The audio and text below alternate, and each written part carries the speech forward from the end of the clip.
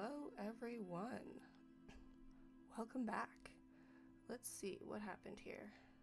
There we go. Got some Disco Elysium showing. Now I just gotta make sure I got all my volumes on. There we go. You should be able to hear the music now. And just gotta get comfortable. I did my best to try and make a few adjustments to the sound, but it's hard to test on your own. So I don't know if it might still be a bit loud or a bit quiet. If you guys notice that it's, too much this way or that way, just let me know.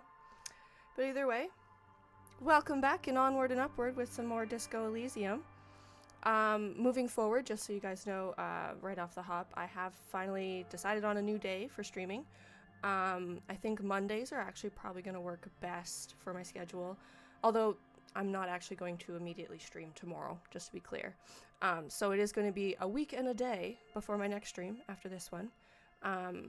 But let's get into it, have a little fun for a couple hours, and we can worry about the next stream when the next stream comes. Okay, so load the game. Or no, just continue. Continue would obviously be easier. I don't have to worry about where I'm at. Low on morale, put points into volition. Yeah, I'll eventually figure that out. Okay, so in the last stream, if you guys recall, we basically went through the radio, talked to the one girl in the restaurant. I got to eat a little crow because apparently she does like Garrett. So me saying that he shouldn't have hit on her, well, still technically true, but point is, she apparently didn't mind. He also got to get messed around by the police officers as they made fun of him for losing his badge and his gun. And now I'm starting off by just seeing what's in here. What we got here? What is it trying to show me? Empty cassette case, yes. Postcard.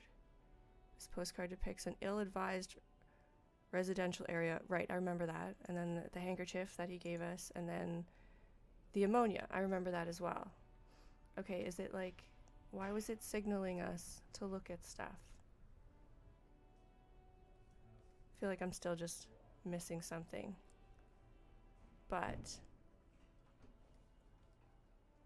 we'll work with it. Okay, next thing is on here. Okay, so the new tasks are... talk to Gart for Sylvie. Sylvie asked you to talk to Gart and tell him she's sorry. Go to the California manager and relay the news. Maybe it will help you somehow. Maybe. Track down your badge. Who made the call reporting the crime? Okay, so we've already talked to Sylvie.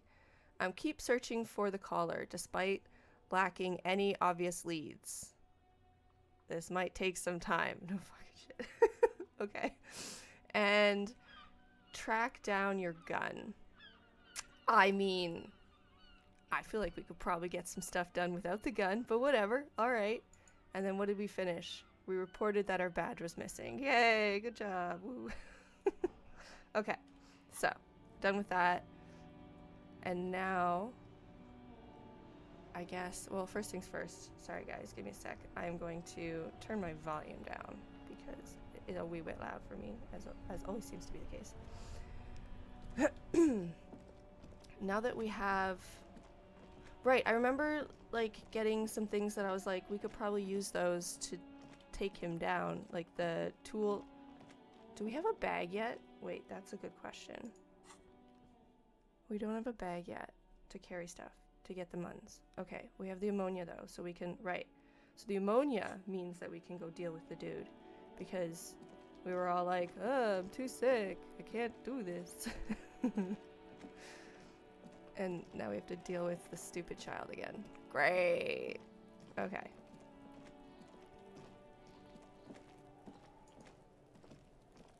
Let's do this. There he still is, looking right through you with his white eyes.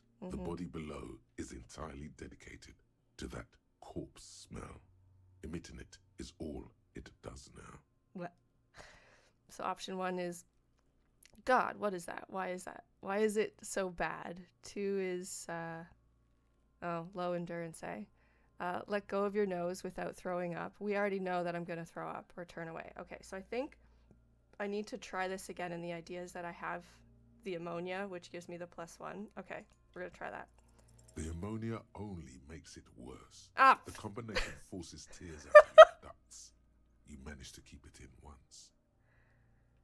What? Well, it was supposed to help! What the fuck? Okay, fine. The second time, not so much. When the vomiting is done, your cheeks are wet with tears. Great. Now we vomited twice. That's perfect. I think I don't want to be a cop anymore. Yeah, no, I'm with that option. Spit and say nothing. No, I'm gonna go with that. Get a hold of yourself. You feel the lieutenant pat your back rhythmically. Aw, thanks for the soothing, Kim. I've seen strong men turn themselves inside out for hours. You are facing tough odds here. Alcohol withdrawal makes it considerably harder. I can only imagine. Oh, excuse me. Okay. 1, why can't I keep it in if I've been a cop my whole life? 2, seriously, this isn't fun. I don't want to be a policeman anymore. 3, can't we do something else? Welcome, Shane. Or should I say Serger? You can get even more bonuses, can I? Okay. I was, sorry, I just want to pause for a sec. I was part of a stream that Shane or Serger was in yesterday. I don't know. I don't think, I guess I'm a little naive, even though I've been YouTubing for 10 years, but I don't really have concerns about being doxxed.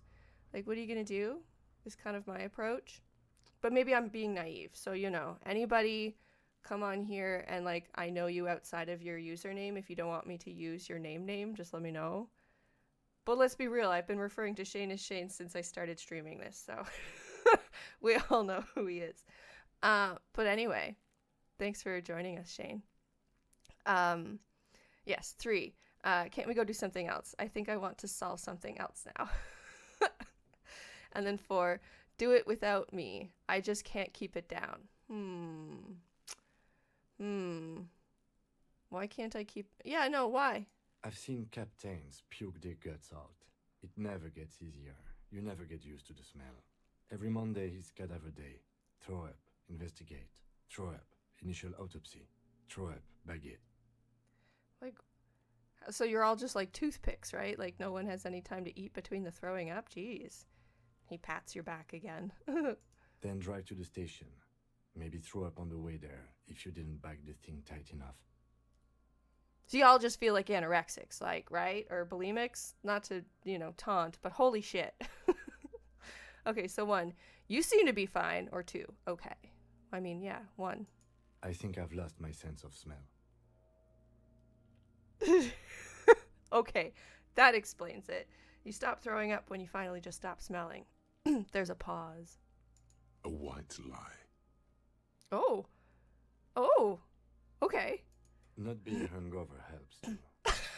I bet it does. Okay, I mean,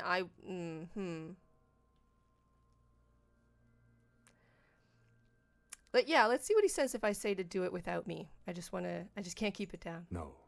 This is a 2-man assignment because it needs 2 officers to complete. I need your help. He withdraws his hand and looks you in the eye. You need to get your shit together. Well, excuse the fuck me, Kim. Jesus Christ. 1, okay. 2, shakes your head. No. 3, but I don't want to get my shit together. 4, but my shit is sorry. But my shit already is together. I like 3, but I don't want to get my shit together. Then the world will turn away from you and leave you behind. Wow, Kim. Getting super existential and hater all in one. Okay. Option 1, okay. Shakes head, no.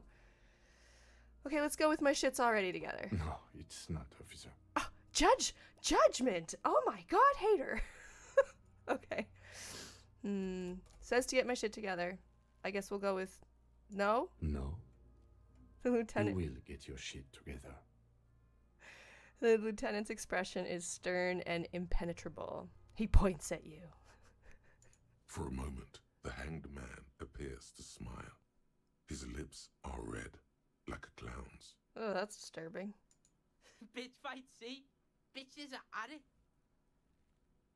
Thanks, Kuno. Bitches about to kill each other, I think. It just occurred to me that her name is Kuno S. That is so silly. We should go and do something else. Give it half an hour. Then come back when you've gotten your act together. You want me to take a break? I don't tend to take breaks from things, though. I just, like, drill them until I'm dead or can't do it. You've gained a thought. When this dialogue is over, go to your thought cabinet and internalize it with special bonuses and effects. Ooh. Okay. I guess we have to turn away then? I've tried twice. I even got the ammonia. I spent money on that ammonia. Ugh. You know what? Fuck you, Kuno. He says, yeah, Kuno, fuck him up. Okay. So what do we got here? Inspect victim's body. Can't say I haven't tried. I mean, yeah, I got the ammonia. It did not work. Equip and complete volumetric shit compressor. Thought. Okay, so that's here. Volumetric shit compressor. What is this? Your shit is apart, and it's rather unbecoming of a cop and a human being. It's supposed to be the opposite of that. Together. Compressed in a small area. To achieve a solid level of shit compression, squeeze your butt cheeks together for 30 minutes. What? Do something similar with the two hemispheres of your brain. Talk to people. Maybe that will help. Do I have to internalize every thought? Because this is a little judgmental and crass. So we're internalizing that we need to hold our ass cheeks together for 30 seconds? That's the lesson? I feel like I missed something. Clothes and drugs can give boots too, says Shane. Thank you, Shane. And Shane says, no, you can't possibly internalize them all. Oh no. So I guess that's why it's saying 0%. It's just like, yeah, you can't absorb this. So I guess I'll press stop. Okay. Well, it was a cute idea. We read it. It's there. Thoroughly not internalized. I like how real world that is. Got fucked. Fucked real bad. Wow, Kuno S. You're just something special. Anyway, I like how real that is because, like, we have lots of thoughts that we honestly don't internalize. We just, like, dismiss them as, I'm not going to pay attention to that. So, this is, like, very real in that sense. What is this over here? Show me. The letter R wears a crown on the ribbon below, a light above descending. Okay. Okay. Cool. Good stuff. Super interesting. Anyway, okay, so we've already analyzed these, right? Yeah, we have. I want a bag so I can pick up the shit in here and turn it into money. I guess we'll go over here. A button. Ooh, lots of buttons. This book has a rose, a pistol, and a half-naked dame on its cover. Okay. On the cover stands a very muscular man, surrounded by flames. Ooh. This book is titled Man from Helmadal and the Wildfire.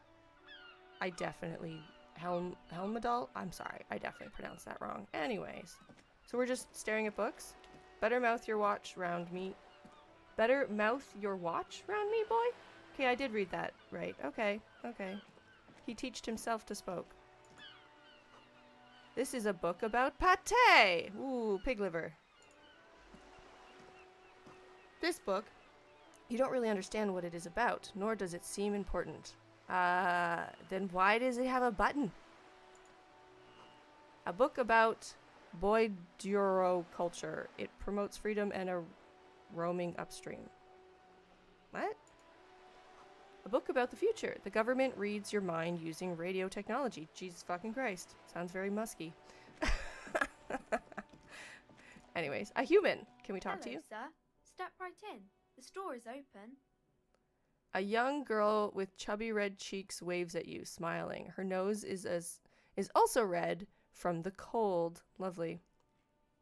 Hello. 2. I am the law. 3. Hi. Hello or hi. Hello or hi. Hello or hi. I am the law. Oh, screw it. Let's go with 2. I know, sir.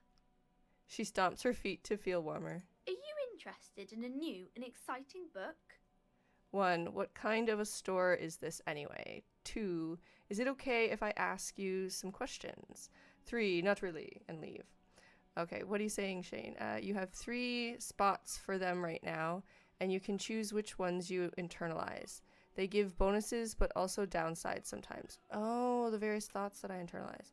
So then, does that mean that I can, like, reverse having internalized something to make room for something else? That's interesting. And here I thought you just internalize everyone that comes at you. Anyway, I'm gonna go with 2. Is it okay if I ask you some questions? Okay, sir. I'll try to answer any questions you have. I hope they're about books. I hope they're about books. Okay, what is your name? 2. I gotta go. I mean, that's not a question. Let's go with 1. My name is Annette, sir. My mum, her name is Plaisance. She owns the store. She's inside minding the register or organising the stock. The girl gazes at the windows, then suddenly jolts, her eyes wide as if recalling something. Feel free to step in and browse our wares. Sus? 1. And you're standing out here in the cold because... 2. Okay, I guess I will. I mean, she's sus. I want to know why she's out in the cold. I'm signalling that the store is open. Otherwise, people might not know.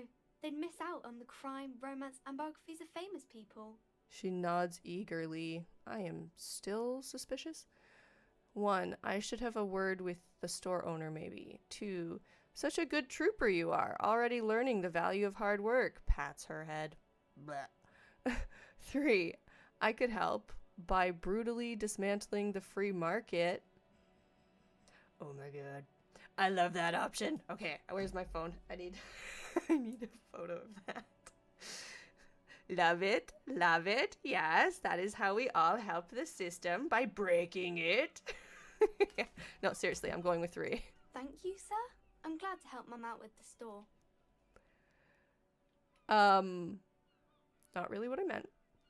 She doesn't seem to understand what you said. She is a child.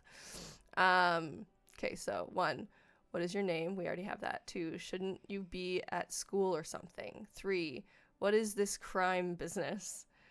4, what is romance? 5, who are these famous people? And 6, okay, bye. See you around, Antoinette.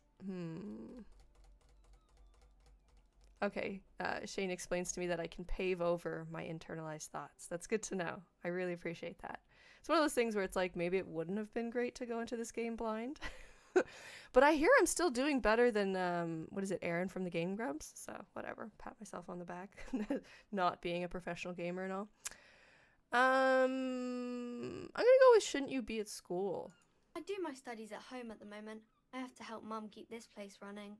Oh, pound poverty. Okay. 1, isn't going to school more important than this? Gestures at everything. 2, school is stupid. You're lucky not to be there. Kind of agree. 3, what is school anyway? Just to be clear, knowledge is cool, learning is cool, school system is broken. Just like every system. In that regard. Yeah, no, let's go with what is school anyway. School? She rubs her head. Mine is a big yellow building on Boogie Street. And Or the people knows. there run it. They say it's a charity. Oh dear. Oh dear. Okay, 1. Isn't going to school more important than this? Okay, same options. I really don't agree with 1, so we're gonna go with school is stupid. Mum says it's necessary to do both because it builds character. Mum says a proper worker is dutiful. That's how you get ahead in life. You succeed. Oh wow. That is so cruel to teach a child. Protestant work ethic. And the only way you're a good person is if you succeed. So if you fail, it's obviously your fault. Do not agree. Really toxic, but we're just going to move on. How's the business going? Mum says it's peachy. She was a little afraid at first. There's talk about this house being cursed. She looks over her shoulder. Cursed in what way? Option 1. 2. Good to hear that it's going well. I'm sure there's nothing to worry about. No, we're going with cursed in what way? Cursed in the way that makes them say that no business has ever really thrived here, sir. That they all go... She looks for the right word. 1. Bankrupt. 2. Ass up. 3. Say nothing. I'm going with ass up. I wouldn't really say it like that, but I guess so. She blushes. I guess I'm not being very decent for her being a child, but whatever. 1. I don't think curses are real. 2. This sounds rather serious. I should probably look into this. I mean, I don't think curses are real. But I'm like, I should probably look into this. We can go into the bookstore and ask about the case, but I don't see much more to look into here. The lieutenant makes a note in his notebook. Yes. Please do also look at our wares inside. The postcards and board games are there, sir. Oh, board games, you say? Okay, 1. What do you know about the other failed businesses? 2. How does this curse manifest itself? And 3. Strokes your chin. Enough about the curse for now. Sure. What do you know about the other failed businesses? Nothing really, sir. Mum doesn't allow me to sneak around in the back rooms or the cellar. I don't really know what's there. Oh. Well, that's certainly disappointing. Okay.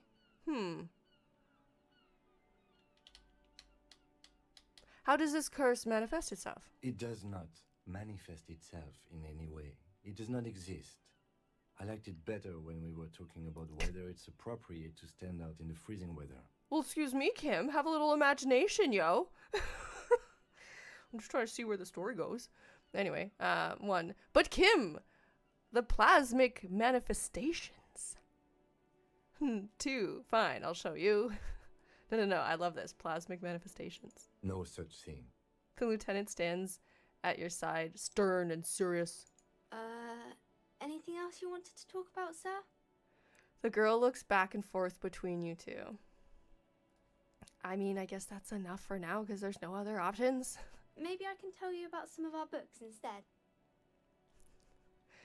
Antoinette looks at your shaved, prickly chin. It distinctly contrasts with the oily, mutted chops that surround it.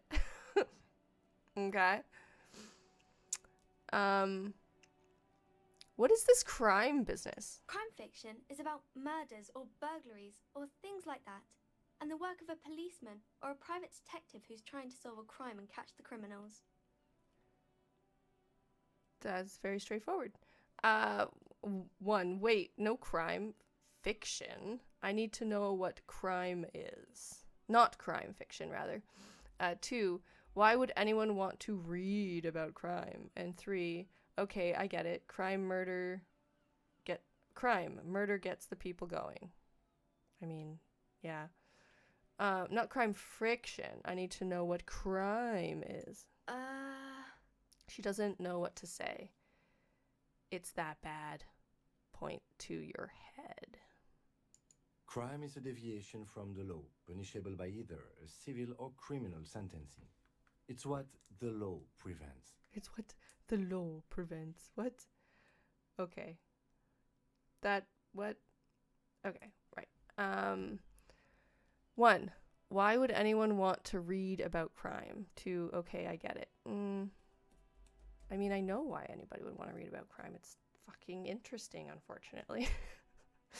Sure, okay. And it's kind of like a puzzle too. You can guess who the criminal is or how the good guys are going to catch him.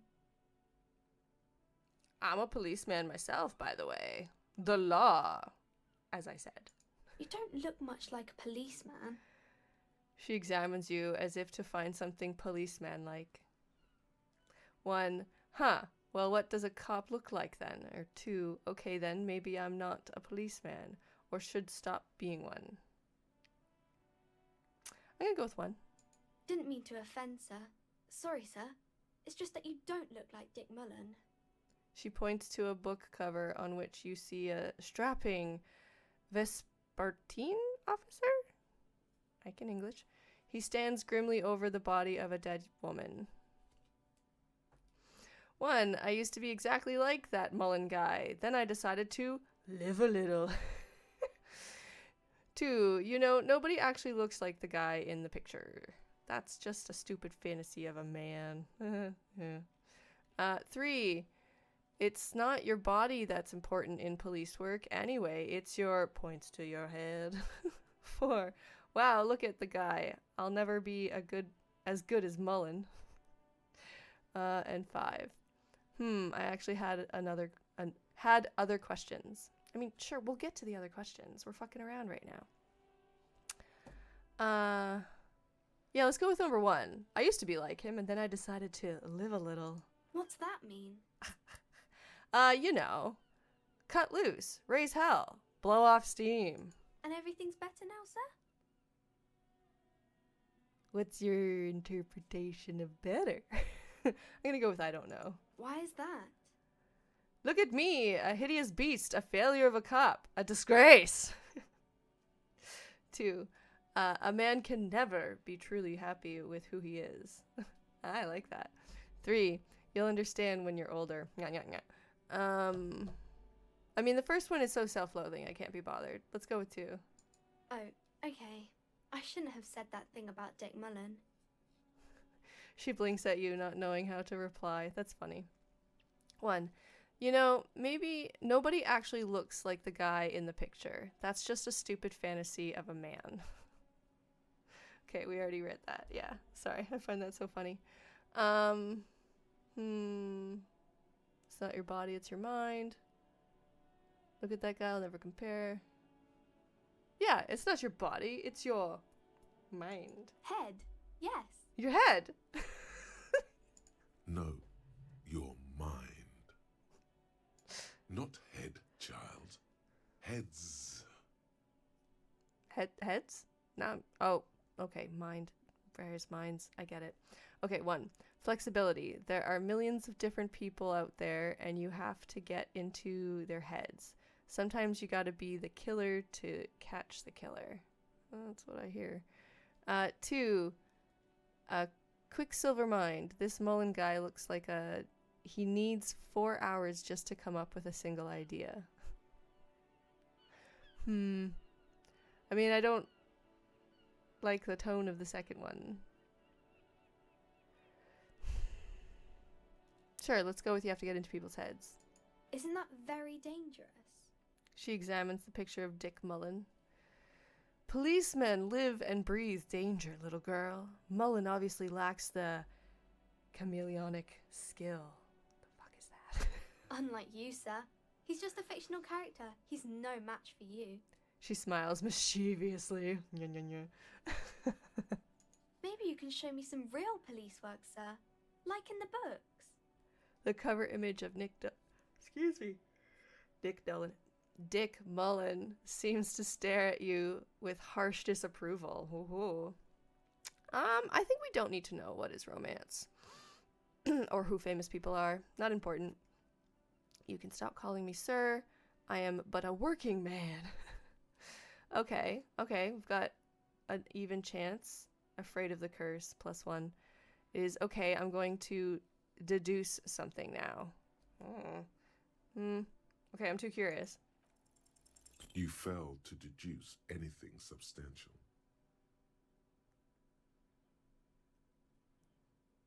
Well, that didn't go very well. She waits intently. I'm sorry, I just read the first option. 1. I'm a detective. I deduce that you are a girl. I mean, you don't know that just because she's got long hair. Like, I guess I am saying she, but we don't know they aren't a they. 2. I'm a detective. I deduce that you are very small. Okay, yes, we'll take that.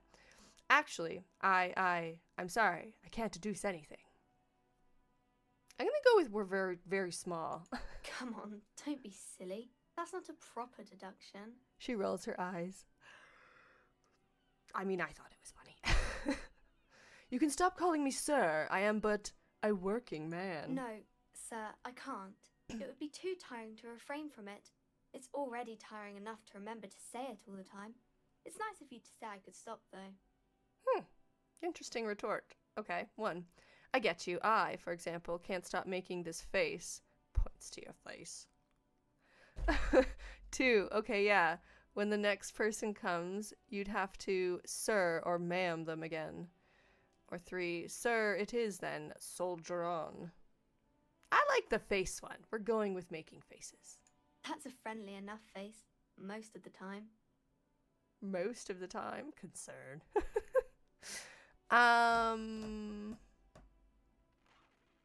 No, okay, let's go with the famous people.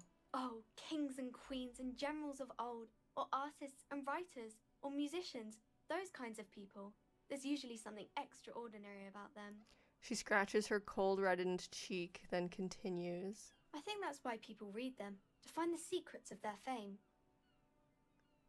It's almost always nepotism, honey. Seems like most people who read those books fail to get more famous from reading them. Yeah, funny how that fucking works. Okay, 1. Read those excuse me. Reading those doesn't make the readers more famous, does it? Or 2. Right. I had a different question in mind. Okay, fuck it. What is romance? It's the type of book where there's a rich lady and she has to choose between the good man and the bad man.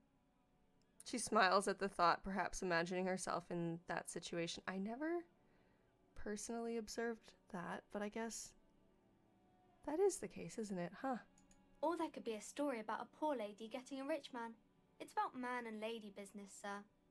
Business. I like how you noted the economic exchange and then said business. Good one. 1. What about a poor man getting a rich lady? That was my exact first thought. Okay, we're on the same page. 2. What about when both of the men are bad? I love that. 3. What about when everyone is poor? I love that. 4. What about a book where the man and the lady business doesn't work out at all? You mean most things in life?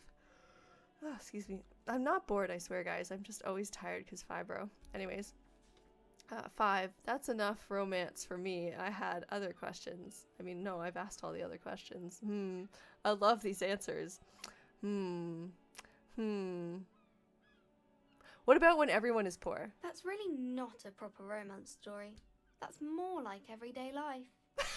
Do you hear that, Shane? We don't have a romance. We just have everyday life. Anyways. 1. Sometimes you have to write about real life things. 2. Yeah, poor people are boring. Couldn't you guys tell? I'm so fucking boring. Anyways, okay. I'm gonna go with 1. Romance when everyone isn't poor. Yeah, exactly, Shane. That's a good comment. Okay. Sometimes you have to write about real life things. Not in romance books, sir. These are about nice and pretty people, and everyone is happy in the end. Okay. We've learned something here. Romance is a delusion. Okay, good to know. Okay. Anyways, what about when both men are bad? These are not very common. You can't have a choice between bad and bad. Nobody wants to read a story like that. Nobody wants to read a story like real life? Too real for you? Too depressing? Kind of makes you want to jump off a bridge? Anyway, sorry. I know what that's like. Next, what if it's written really well? Well, maybe then it's fine. Maybe if the lady then decides not to pick either, because she doesn't need a bad man. Yes, that would be interesting. Okay, where she chooses herself. I like that. Feminist twist. But what about a poor man getting a rich lady? It happens, but usually the guy gets rich in the process. Or should actually be rich himself, but has lost his family property unjustly, like during the revolution or something. Right, because the revolution was obviously unjust. I see. Those are unhappy books, for most of the pages. People sad about what they have lost, but then it all turns out just fine in the end. Ah, no wonder real life and stories don't reflect each other. Fucking... I needed to talk to her, apparently, just to have a few existential moments of dread. Yay. Yeah, what about books where the business just doesn't work out? I haven't read many of those. Maybe you should ask Mum. 1. Yeah, you think she has one about an excruciatingly painful breakup. 2. Maybe I will. Let's go with excruciatingly painful. I don't think it's a romance story if the main characters break up, though. No? I mean, I've read plenty of romances where that does happen, though. Okay, 1. No, think about it. One where they plunge into a torrid spiral of pain and recrimination, only it's really long and drawn out. Scarred for life. Phantom limb. I'm getting the drift this might be the main character's backstory. Let's go for it. No, I don't know. She looks at you with puzzlement. Doesn't ring a bell? All right, I'll ask your mom. Yes, she knows books, definitely. She nods, relieved. What was that? An idea for an unfinished novel stuck somewhere in your forebrain? Or, lived experience options. That's enough romance for me. I had other questions. Maybe some about other books? Do I want to try and deduce something again? Oh, it's locked. I can't. Well, I guess that's it then. I lied. I have nothing else to ask. Okay, so that was a conversation with a child who loves books. Pick dialogue options that begin with hold on and wait to gain additional, etc. Gift books and molten candy. Molten? Like as in it's lava? Sorry.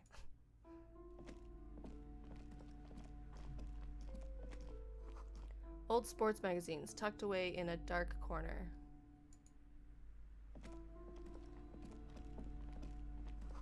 The book collects the national recipe of ardor. They are all about lake trout. The book? Okay.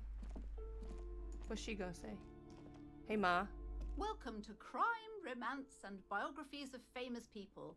My name is Plaisance. The clerk extends a greeting. Can we note that she has very little chin? Remind you of anyone? Be welcome, and please take responsibility for the energy you bring into this space. Noted. All right. Good reminder. Okay. 1. Before we go on, you seem to be well off enough. Can you give me some money? I feel there won't be an opportune moment to ask later. Well, doesn't that just sound like my parents? Anyway, 2. So, are you the owner of the store? 3. No thanks. Yeah, let's go with 2. 1 is just a little too below the belt for me. I am the proudest owner of our little shop of culture. Her voice is high-pitched, we can tell, as if to give it more penetration. Concern. Anyways, okay, 1. What if I want to buy a book? 2. The girl outside mentioned that this place is cursed. 3. Your daughter is the one standing outside the store, right? And 4. Farewell for now, book peddler. Hater. Okay, yeah, let's go with 2. Cursed? Who said that? Annette? She blinks. I'll have a word with her. This place is not cursed. It has a robustly magnetic energy. Good for commercial activity. My business is thriving, sir. Sir? What in God's name is she talking about? I mean, maybe her bookstore is a front for drug dealing options. Anyway. 1. What if I want to buy a book? 2. Well, your daughter's the one standing outside the store, right? Annette, yes, my daughter. I hope she wasn't slacking off again with her nose in science fiction. Tell me, was she at her post doing her job like a proper girl? 1. Yes, of course. No, she was definitely slacking off. Wow. 3. It doesn't matter. Now tell me something else. I mean, I'll give the girl accolades, yeah. Wonderful. Did you talk to her? Sure. Great. On a scale of 1 to 10, how compelled were you to buy books after talking with her? Oh, no, I found myself in a situation. Okay, 10. She's certainly very polite and helpful. 5. I felt some interest. 1. Not impressed. And the last one is, I'm not going to grade a human being. I don't do that. Yeah, no, we're going with 4. Come now. It's not personal. It's about proper sales practices and market research. I expect an answer. She crosses her arms. I don't care what you expect. I'm not your fucking child, lady. Sorry. 10. She's certainly polite. 5. I don't... Just because she expects an answer doesn't mean we have to give it to her. I do not like this scenario. I would refuse to answer. But I can't. Fine, we'll go with 10. My precious, her dedication brings joy to my heart. If you have children, I hope they turn out as great as my Annette. She's immensely satisfied with the answer. I mean, it's better than getting the girl in shit, I guess. Anyway, 1. The way you're handling your way that you're handling her strikes me as wrong. Yes. Sorry. 2. Annette is quite the trooper. She's a great value add. Blah. 3. I'm here to dismantle the free market and abolish child labor. Yeah. 4. Okay, let's change the subject. No. I am 1 or 3. 1 or 3. 1 or 3.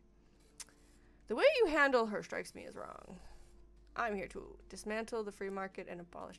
I'm going to go with 1, though I'm really hoping to be able to do 3 later as well. Mind your own business, sir. In our society, people don't get to tell each other how to raise their children. It's none of your or anyone's business.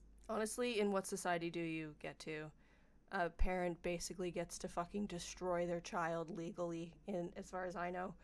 And as long as they're fed, housed, and they don't have bruises, they claim that they're fucking fine. Denial is the way she copes with criticism. Okay, cool, but I still get to do the last one, the number 2, which makes me happy. Yeah, denial's how most people deal with criticism. In my experience, anyway. We're going with abolishing child labor. You must be kidding. There's nothing like that happening. She rolls her eyes. Oh, look! More denial. Anyway, depends. How much do you pay the kid? Oh! Good, sir. What does a young child do with money anyway? Ah! No, I save it for her as a fund. She's securing her financial future out there. No, you're securing your financial future through her slavery, but we're gonna move on. Such criminal behavior would not happen in more developed countries. Thank you. That's good. I like that. 1.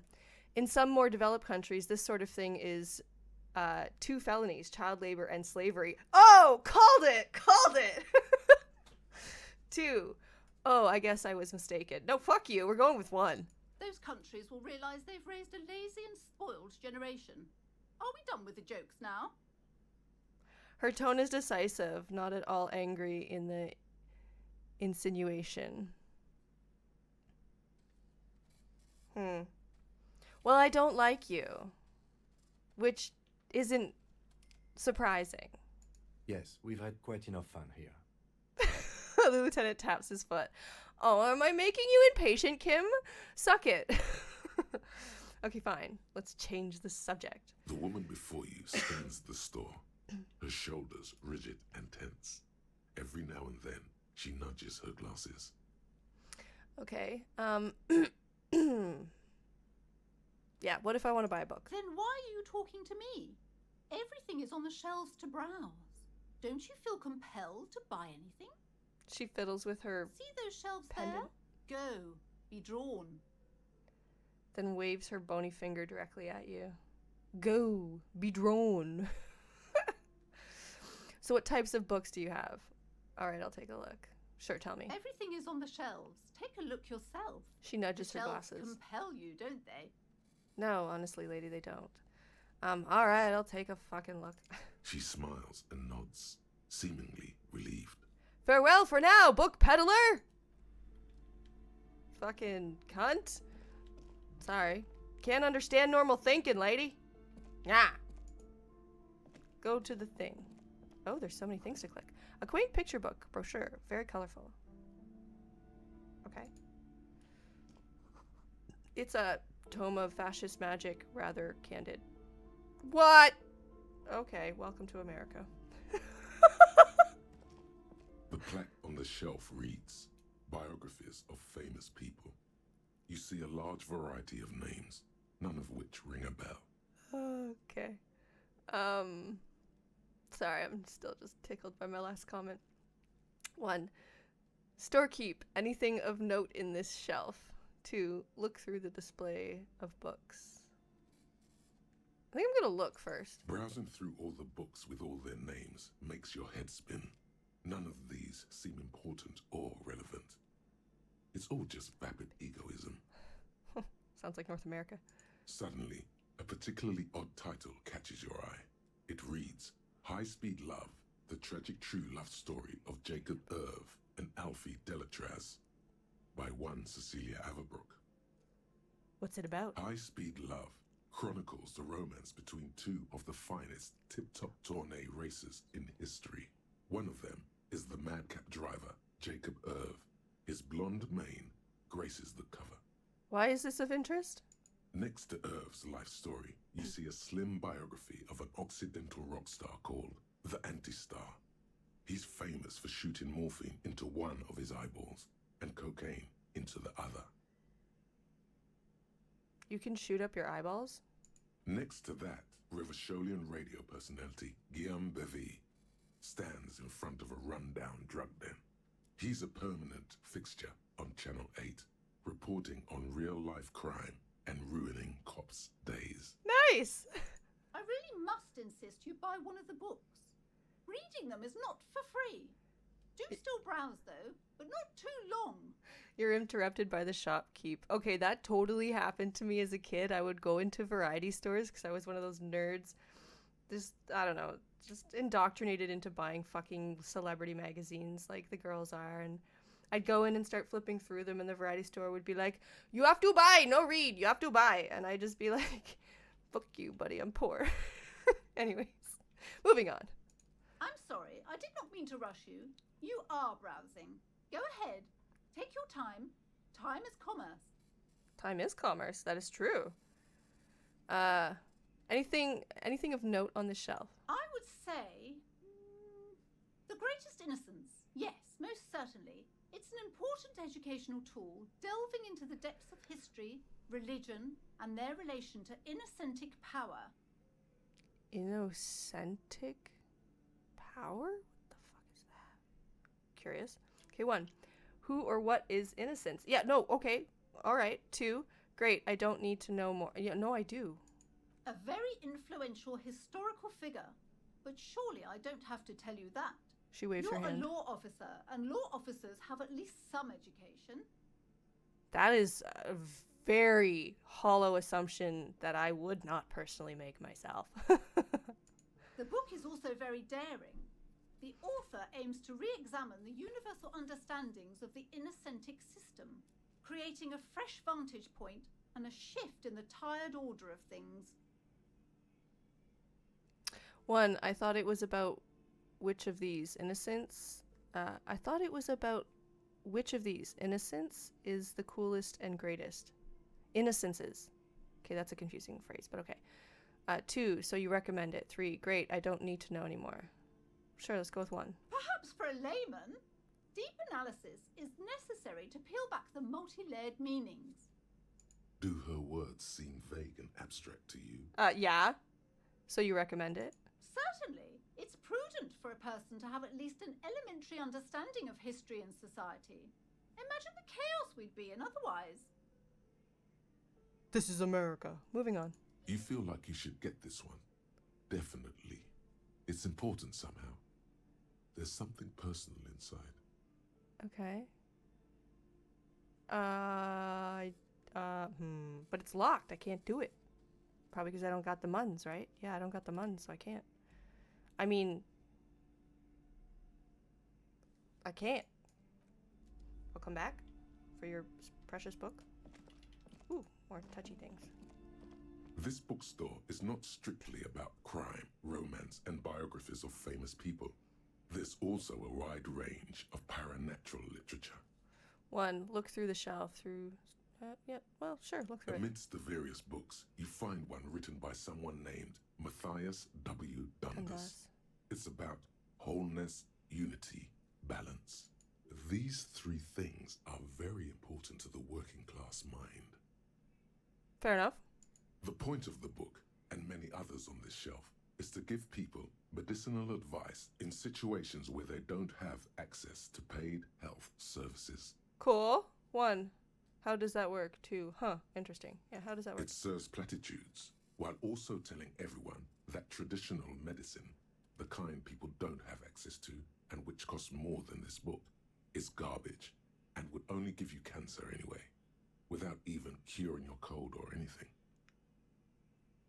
This is America. Moving on. Wholeness, unity, balance, on the other hand, can basically take care of anything.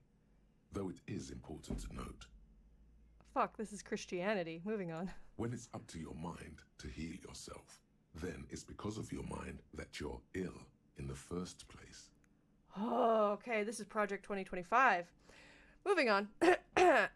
1, does the book say anything else? Interesting. The book features chapters on topics such as how to find magnesium. It even lists plants you can harvest magnesium from. How to continue drinking if you're an alcoholic who has destroyed his liver. And Valuable information for a character like this. there's even a chapter on the ancient Seraïs tradition of using duck gallbladder preservatives to treat and prevent sexually transmitted diseases. Pre and post factum apply. Nothing worth buying. That's your opinion. Sure, let's ask her. Sir, please, no browsing in Same that thing. shelf. That wisdom is not for free. I can't have you end up, like, opening a police store next door and stealing my customers. Oh no! Okay. That was fun. Another boring book just discarded here. Okay. Wow. Alright then. Is there any other clicky clickies? No other clicky clickies? What's this? Everyone knows the most interesting thing about fascists was their magic. You mean their lies and bullshit? Anyway, moving on. These shelves are overburdened with books from the same series. You see the name Dick Mullen over and over. A couple of spook novels hide amidst all the detective books. Thrilling tales of spycraft and daring do. And daring do. Okay, 1. Storekeep. What are all this crime fiction? Look through this book. Crime fiction is a disgrace. An asinine misrepresentation of the physical attributes of the arduous everyday work of actual police officers. Sure, like any fiction.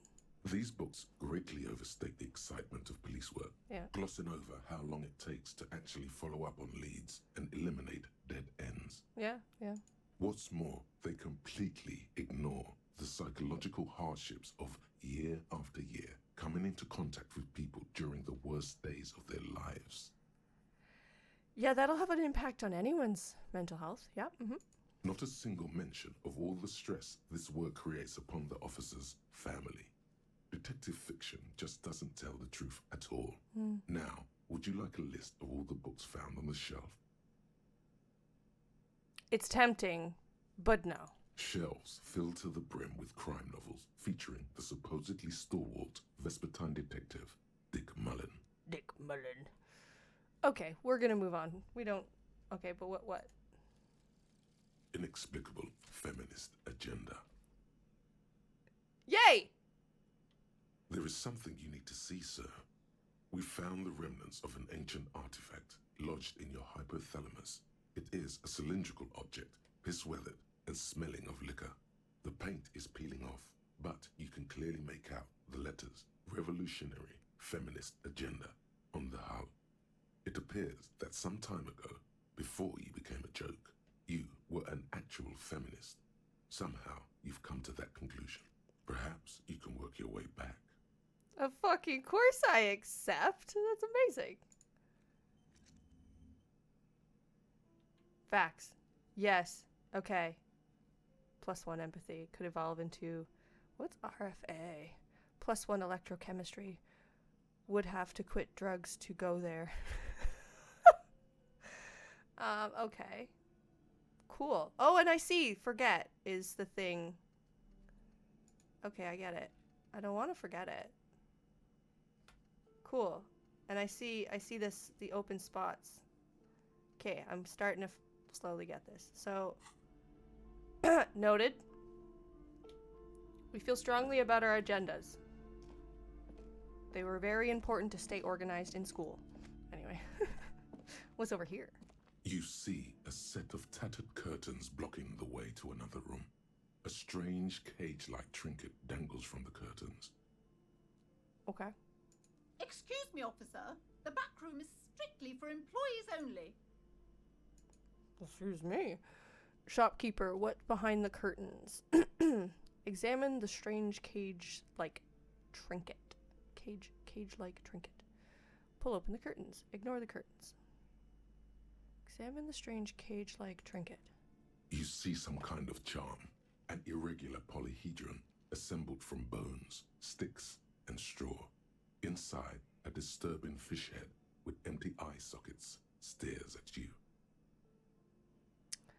Elaborately nasty. This is a traditional Seminese ward, meant to provide protection against ill luck, bad dreams, curses, and other supernatural scourges. And who are the Seminese? Inhabitants of Ile de Fantôme, the Seminine Islands down south. Okay. Aside from poking at it suspiciously, there is nothing else to do with the fish head charm at this time. The curtains remain shut before you. Well, obviously we pull open the curtains.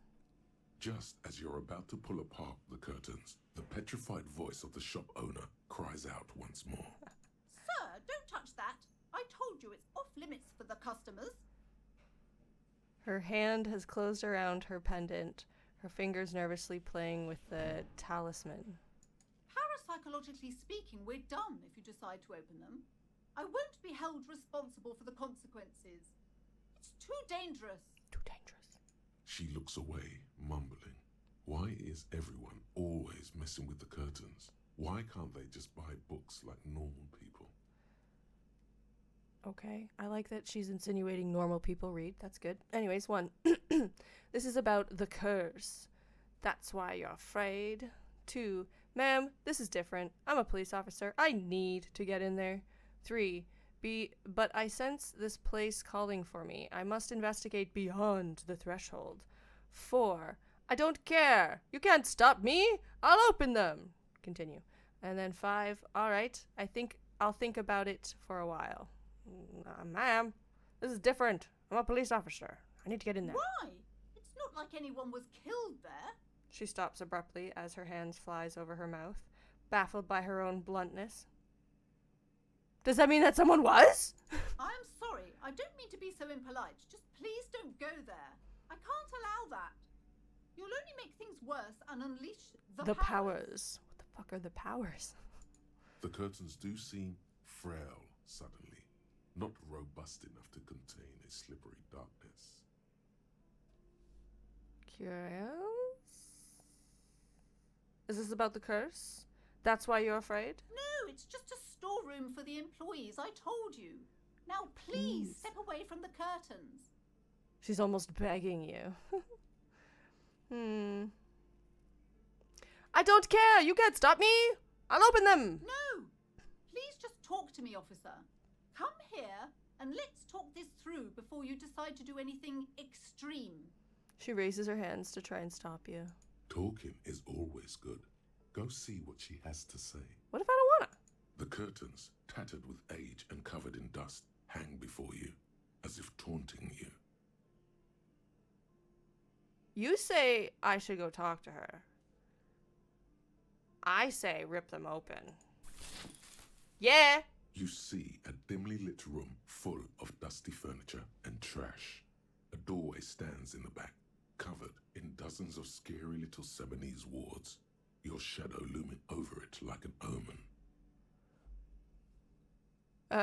Shane says that rhetoric is your talking skill, so of course it wants you to go talk. That fair, good point.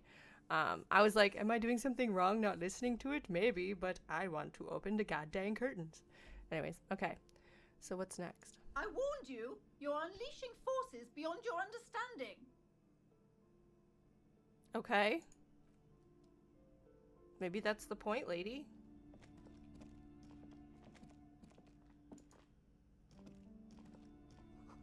Ghostly silhouettes of hair dryers. Okay. It's a salon. A vaguely androgynous portrait of a man. Merely looking at the unmanly haircut threatens your masculinity. Okay. A heavy door with a missing handle stands before you, covered in dozens, if not hundreds, of Seminese trinkets and charms. It appears to be locked. Just looks like paper to me. Okay. Knock on the door. Low. Break down the door. Yeah, I don't know if I could break down the door. Let's knock on it. Only an echo. No one is there. Shane says electrochemistry will try to get you to suck alcohol out of an ashtray. You choose what to listen to. Right. Okay, I remember you telling me that before. I don't know if you noticed, but I'm just kind of haphazardly clicking on everything that I can. But I am going for things that I think will be funner. I'm also just like, will you let me do all the options? Because I want to know every different option. But okay, yeah. I noticed you kind of choose who you listen to, because hence me being a raging feminist. But anyways, okay. Only an echo. A hollowed out, dark echo. Dun dun dun. I mean, fuck it. Probably not gonna go well. Yeah, I hurt my shoulder, didn't I? Shit. Ow. Shoot. Whose moronic idea was it to just run through the door? Don't you know that things like that hurt? Life hurts, dude. You can't let pain stop you from everything. Okay, 1. Oh God, try to breathe normally. This really wasn't the best idea, was it? 2.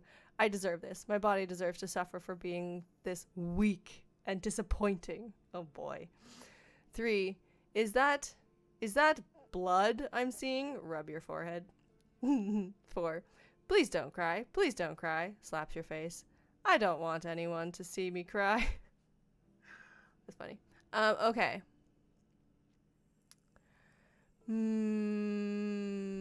Is that blood? Are you alright? This looked pretty intense and painful, I must admit. Lieutenant steps closer, his eyes soft and worried. What is going on there? An upset, Are you really high-pitched trying voice. to break down the back door? Maybe. I warn you, don't tempt the spirits, officer. Don't tempt the spirits, or you'll damage the holy wards on the door. Okay, but she claimed that they weren't here, so I'm just calling her out for that lie. You can hear her take a frightened step backwards. Interesting. It barely looks like you've done any damage to the door, however. It's still locked and closed, covered in dozens of little charms and trinkets. Let's knock again. Only an echo. No one is there. Oh, same thing? Okay. A hollowed out, dark echo. Alright, we'll leave. Disappointment. I feel like, okay, so I need to come back to this bookstore when I'm maybe not dying as much. There we go. Slightly healed. although she is a bit of a crabby human. A small mountain of colorful board game boxes. There are numerous types of games for all ages. A lot of shelf space seems to be taken up by Wirral-related merchandise. Wirral. Excuse me. Storekeep, what board games do you have here? And look through the pile of Wirral. Sure, tell me. Wonderful board games, sir. The Viticulturist is a classic for sure. Or perhaps you'd like Archipelagos of Insulinda, a very educational game for those interested in geography.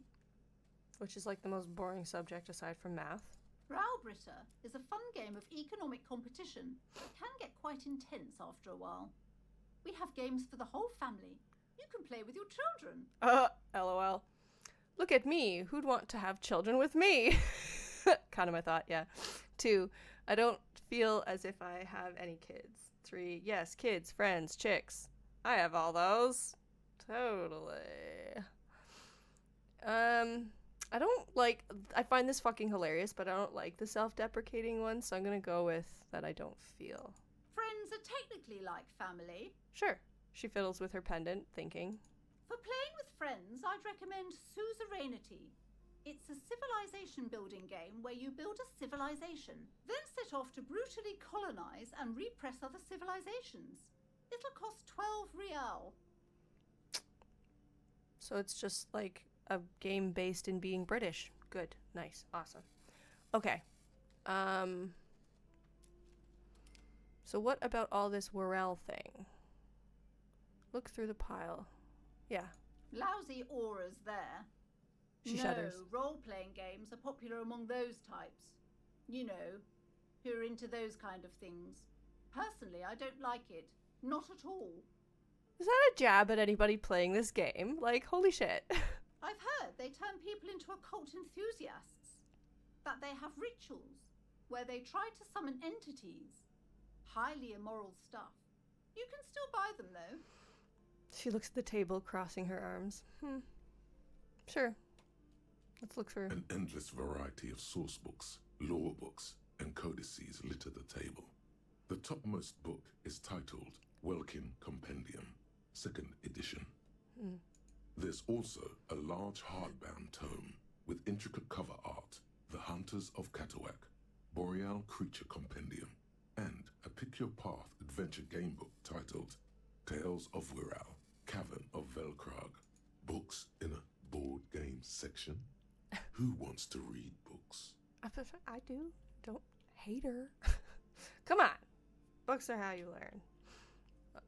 Even audiobooks. Anyways, 1. Anything that really catches my eye. Maybe I'm not into all this binoclard stuff. Sure, what catches my eye? There's a box that says Wirral, 3rd edition Mega Setting Supplements Module. The side panel notes, a fantastique adventure board game, new maps and miniatures. A sticker on it displays 25 real. That's expensive. That price is steep, but then it's the 3rd edition Mega Setting Supplement, so it makes sense. Disagree. Leave.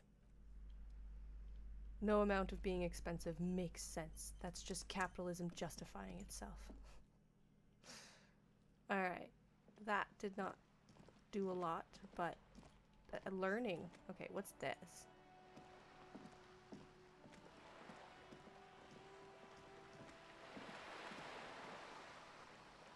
Two capside apartments. Pier. Martinez Pier. Capsize what? 2 roundabout north. Oh, it's a sign that says go this way, go that way. That was unclear. Okay. Nothing I can't do. I'm the job for every man. Ad reads broken windows. Tibbs has windows. Ooh. More garbage. If you had a bag in your hand, perhaps you could collect these bottles and sell them. Where do I find a bag? Okay. Oh, look, I got another bot. Thank you for joining me, bot. Really appreciate it.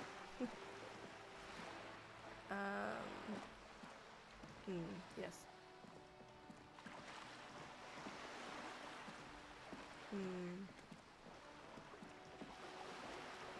Do-do-do. Oh, look, I like how it's all patterny.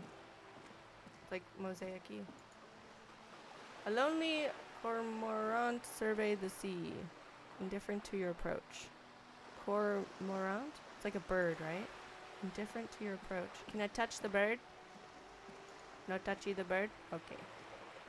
What's over here?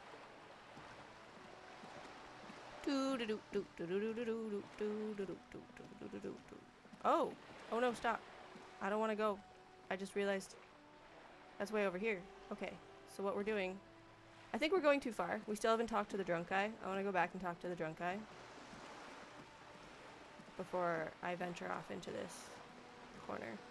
It concerns me that the body is still hanging, though. I felt like the first task was get the body, and now I'm like, apparently I can't stop puking in order to get the body.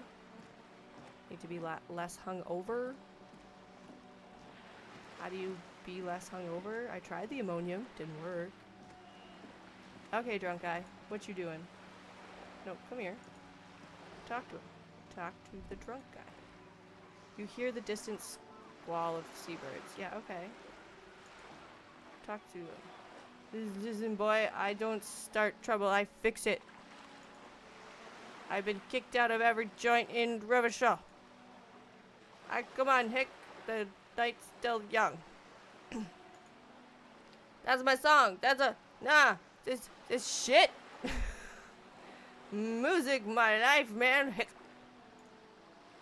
Better mouth your watch round me, boy. Okay, so he's not significant. Is that a bag? Is that a bag? Take all. I have a bag. Okay, sorry. See, I knew I needed to come down here. I knew it. What's this? Builds. A splatter of bullet holes lines the wall. Ooh, concern. Okay, any other clicky clickies are down here? Clicky clicky. Oh. The things I've seen. Hick. I know the feeling, bud. I'm with you. Ooh, money. Take all. Fuck yeah. Look at me. I'm rich. Okay. See, I knew I missed something. And now, get the bottles. Get the bottles. Can I get the bottles? I can't. Now I can't? Where'd the bag go? Items, tools. Tools! Oh! Flashlight. Pry bar, I remember those now. Bag! Can you, like, is there a way to... Yes! Figuring things out. Okay. Now. Take all. Yeah, yeah. I'm learning. Okay, and then can we pick up those? Yeah! And this? Yeah! Okay, I'm gonna go get me some money, yo. Gonna clean this place up.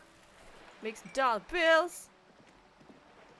Do. Ooh, can I look through this? This coin-operated viewer has been banged up inoperably.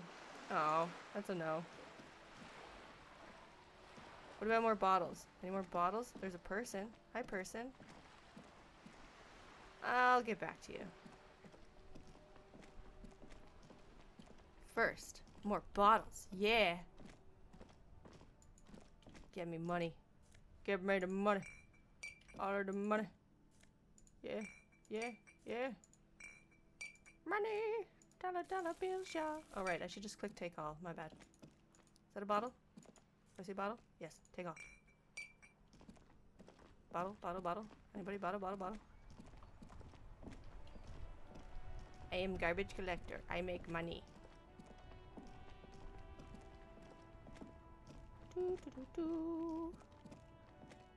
Go get rich. All the Royale in the world. In my bag. That I am equipped with. Screw you, buddy. We don't need racism in this world. Even though that's all this world is. Moving into the frit where we can get the monies.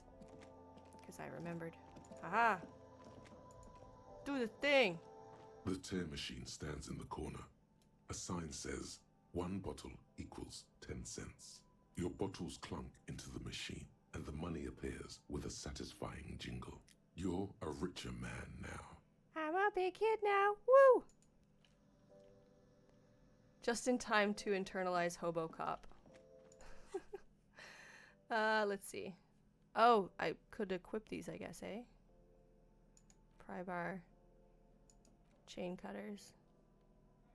I thought the pry bar or the chain cutters were what we would use to get the guy down, but apparently I'm too busy puking to be able to do that. Okay, so I can like, can I like unequip this? Oh, I'm learning! Okay, cool. And what's this key? Can we just like... What did that do? Why is it now dark? Clothes. Oh, gloves. Interfacing. Bye-bye bugs. Gloves. Yeah! Alright. Items. Okay. I'm learning. So, oh, you're saying because Hobo Cop is 92%. I understand now. Thank you. Good point, Shane. It is just in time to internalize Hobo Cop. Okay. Do we want anything from her? We really don't have very much money, so I'm gonna go with no for now. And now, I guess, what are you people doing? Ooh, money! Yes, take off. What's the dude doing? What are you doing up there? Oh, we're going up? Asks a man with jolly eyes, tilting his head. Scab? Is my name Scab? You're hazy on the notion of a scab. Smells like politics, though. Maybe it's got something to do with the flask he reaches for from time to time. 1. What exactly is scab? 2. Yeah, I'm a scab. Poor and downtrodden. Wave your fist. Right to work. 3. I'm not a scab. I'm a cop. 4. Walk away. Okay, what exactly is a scab? A kind of a worm, content with mere survival. They come, they want to do our job for shittier pay, screwing over both themselves and us. Everybody loses. Okay, cool. 1. Hold on. Where did they all come from? Without work, I am nothing. How Protestant work ethic of you. Anyways, sorry. 1. Hold on. Where did they all come from? 2. You don't seem like them much. Sure. Where did they all come from? It's me. Somewhere in the ground, I think. You don't seem to like them much. Gotta be bloody stupid or freaking evil to scab. Or I guess scared, maybe. But scared of what? Of who? He looks at the mass, squinting his eyes as if trying to ascertain what they're scared of. Personally, I'd rather beg than scab. If the gentleman shouting on the street came begging, maybe they'd have gotten something. Everyone's always got a better alternative that they think someone should be doing. None of it's ever right. Anyways, 1. Nod. Have you tried talking to them? 2. Shakes your head. It's better than begging. Come on. Let's go with 1. We've explained the matters, but they don't listen.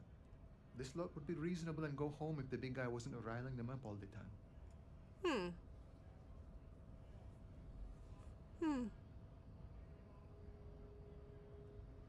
I'm gonna go with number 2. Right to work. Good one, officer. Don't worry. We here have solidarity with the RCM. Oh, he already knows you, eh? How about some work? Imagine, you cops going on a strike, but then another cop comes in and says, let us cop for less money. I mean, would it be better that they just force you out of strike? Because that's what just happened with Canada Post. They didn't replace them. They were just like, whip, get back to work, slaves. Speaking of, what brings the RCM here? To the wild north? Come to see the strife? It might be the dead body, dude. How do you not know about that? Anyways, 1. I've come to Martinez investigating a murder. 2. I need to know what's behind these gates. I'm exploring. 3. I'm a bit short on money right now. Can you give me some of it? 4. What's the strike about anyway? 5. Nice talk. Gotta get moving. I want to know what what the strike's about. You know, serious business. I'm sure the big boss will be glad to tell you. You'll have to ask him first. Who's the big boss? He's a chatty guy. Wants to talk about the strike too. Just can't break the command structure and tell you now. Curious? Excuse me. I need to know what's behind these gates. I'm exploring. My friend, I respect the right to roam. The open range awaits. He gazes over the roundabout with a glint of longing. Does this mean you can let me through the gates? I don't operate in that capacity. I'm not a granter of passage. He takes a The swing passage grants itself. and points up the stairs with the flask. A swig, sorry. If it's all so simple, why don't the strikebreakers just go up the stairs? That's simple. I just walk in. Aye. Walk right past Measurehead and go in. Past Measurehead. Yeah, the 2.5-meter tall Semini supremacist there. Walk right past him, Right. then press the button to unlock the door, Uh-huh. then go past him again, Okay. and you enter the arbor through the office. Está. I don't believe you. So you're saying it's actually quite difficult. Gotcha. I think I have some questions for you first. Don't worry, I'm sure it's not completely impossible. For example, you could best Measurehead in a physical confrontation, or you could convert to a Semini supremacist worldview. Or, Strokes his mustache. maybe it actually is completely impossible. You didn't say he'd stop me. You said just walk by him. Liar. Has anyone here ever bested him in a physical confrontation? 2, has any of the scabs tried converting to his worldview? Okay, 3, got it. Another thing. Jean-Luc himself would say the philosophy has proven overly heroic for the scabs to convert to. Not enough intuition.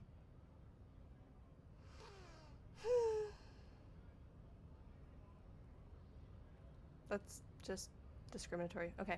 1, has anyone ever bested him in a physical Not confrontation? yet, no. He fixes his He's- eyes on you. Incredibly strong. Got it. Another thing. Sure.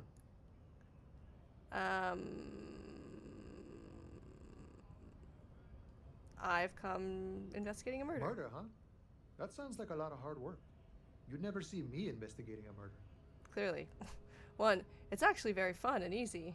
2, you're right. It's almost impossible. I'm 91% sure I'll never get it solved. 3, whisper. I have no idea what I'm doing.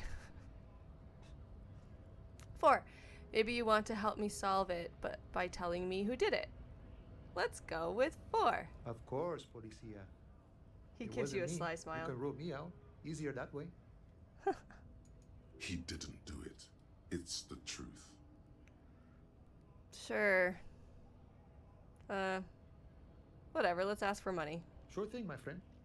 I can help you out. Oh! Try to catch it. The coin lands into your hand as Yeah. if it has always belonged there. The swallow returns. Appreciate it. Always glad to help out the RCM. Shame I can't do more.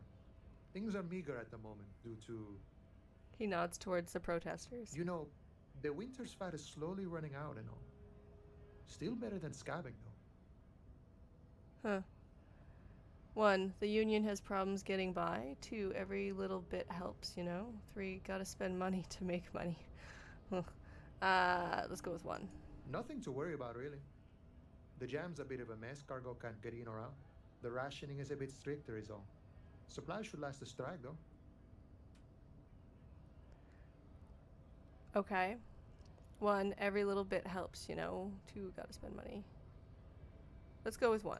I'm always glad to help out when possible. Not like these slithering scabs. He looks at them in disbelief. Nice talk, gotta get moving. You are a douche. Just had to put that out there. Okay, so I can't talk to you guys. I can just listen to your banter. What's this over here?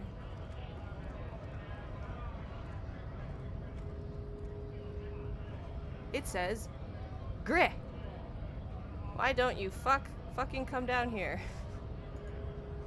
The Greater Revachol Industrial Harbor. Okay. Sure. Let's talk to you. I just want to work! Work, work, work! Bastards! We have a right to work! The man yells towards the harbor gates. His voice is the loudest of the lot, and oddly screeching for a man his size. I mean, he's got big lungs by the look of it. Okay, so 1, I am the law. 2, what's going on here? 3, looks like too much trouble for my taste. What's going on here? Hold up and stay frosty, everyone. Cops are here. The broad-shouldered alpha male turns to you. He's a full head taller than everybody else here. Oh dear. You here to fuck with us? Beat the honest worker down. Why should I?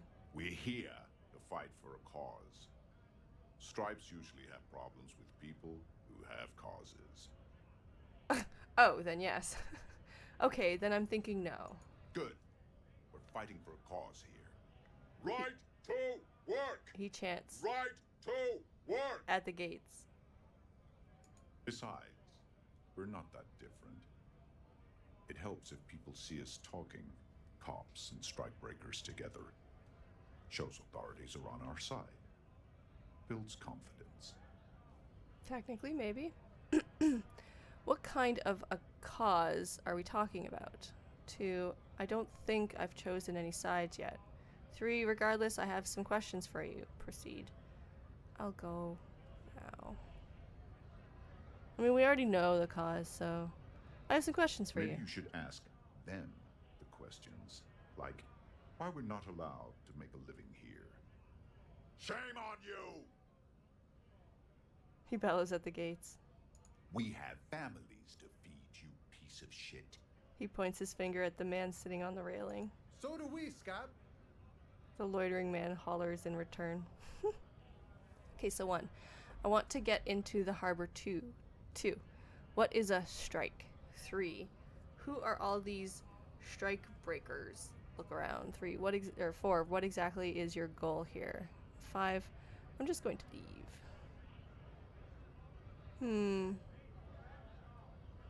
I want to get into the harbor too. Have fun. He snorts. Union shits are on full strike. Don't think they're going to let you through the gates. You trying to meet their fat boss? 1, I'm interviewing people about a murder that took place here behind the hostel cafeteria there. 2, this is an official matter, not to be discussed with outsiders. Oh, fuck it, let's go with 1. I know nothing about a murder. His reply is snappy and terse. Absolutely nothing? Wouldn't put it past these harbor bugs. They'd do anything to stay alive. Sus. Right to work! He again shakes his hand It's first. shameful. Cops doing nothing. You should bring backup. Open up the gates for us. Blockading gainful employment for workers is a crime. Is it? You do not even know what work means. Okay, 1. I don't know. 2, that really isn't my area of expertise. 3, sure, why? I have a feeling doing 3 would cause some serious trouble. But sure, why? Why not? I see numerous reasons not to pick a side in this local matter. Pity. He turns around Us work! and bellows at the gate. Yeah.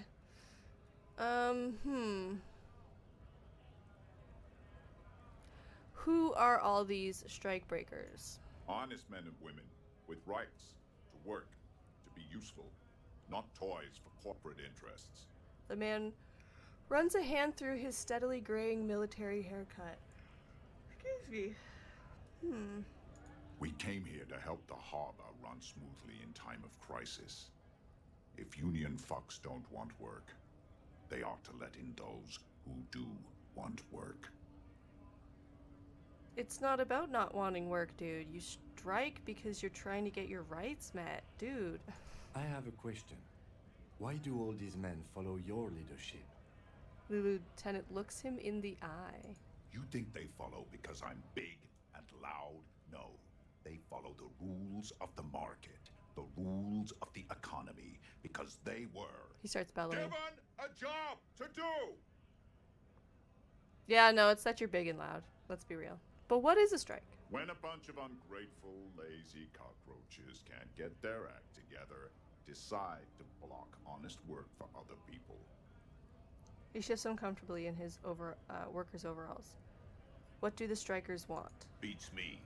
They mumble nonsense about boardrooms and workers' rights, while we have the right to work!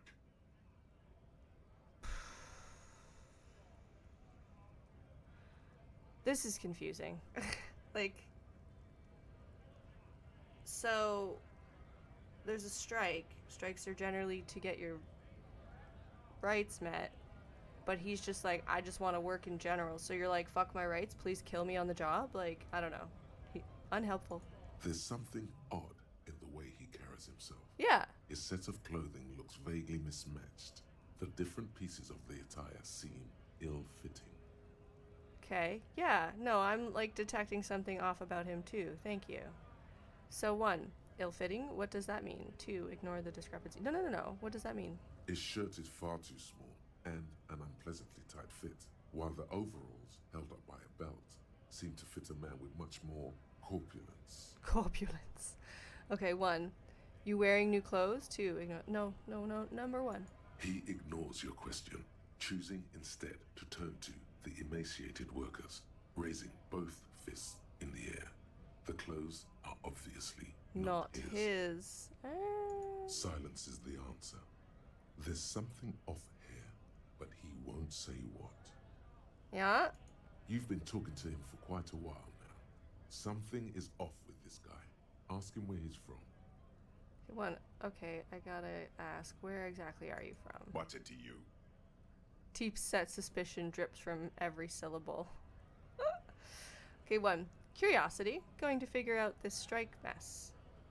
2, routine, part of the investigation. 3, thought you looked real familiar for a second there. I think he will reply best to number 1. Big mess, caused by union greed. He shoots. But I only fight for the rights of people. He shoots you a wry, distrustful look.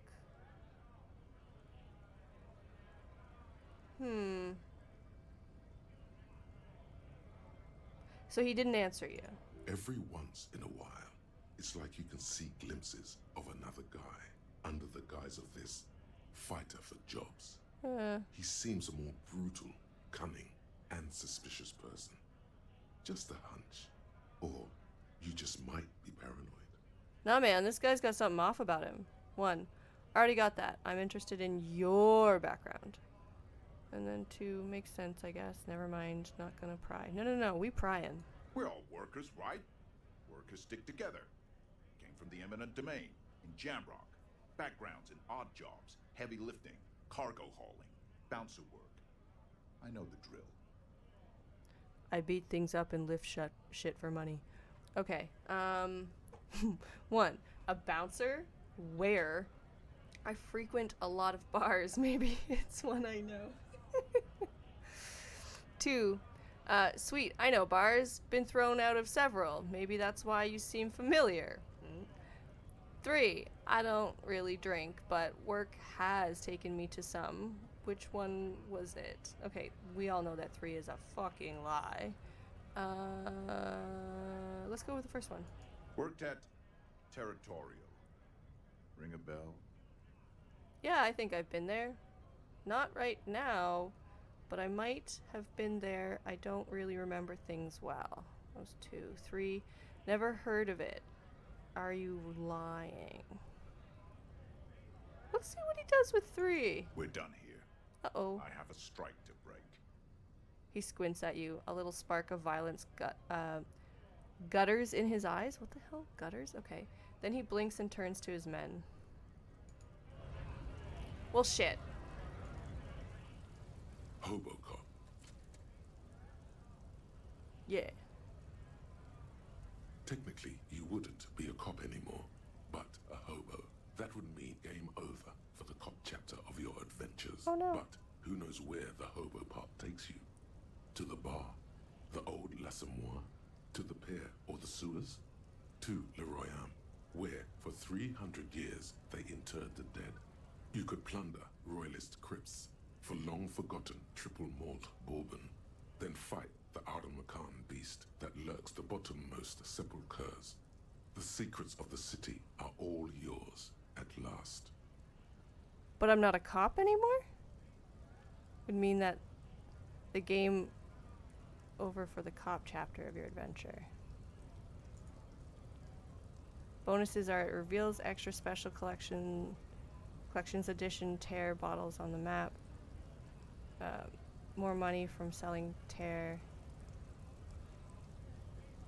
Learning cap. So I don't have to accept this, right? Or do I? Escape? I have to internalize it? I don't want to just end the cop part. Now I'm confused. There's no, like, reject. It's just accept.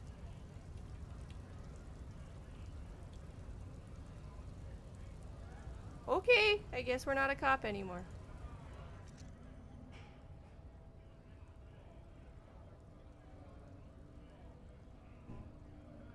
It does say technically. I could also forget it. Shane says he doesn't think it breaks anything. Yeah, but Shane, you didn't do the hobo cop, so... I see there are a lot of options of thoughts to internalize, though. Okay, well, I'm gonna try not to feel like I just broke the game, because I do feel like a little... like I just broke the game. What's this over here? You're fucking with the wrong workers here. The lorries probably stored fuel here. Now they store booze. Yeah! Priorities.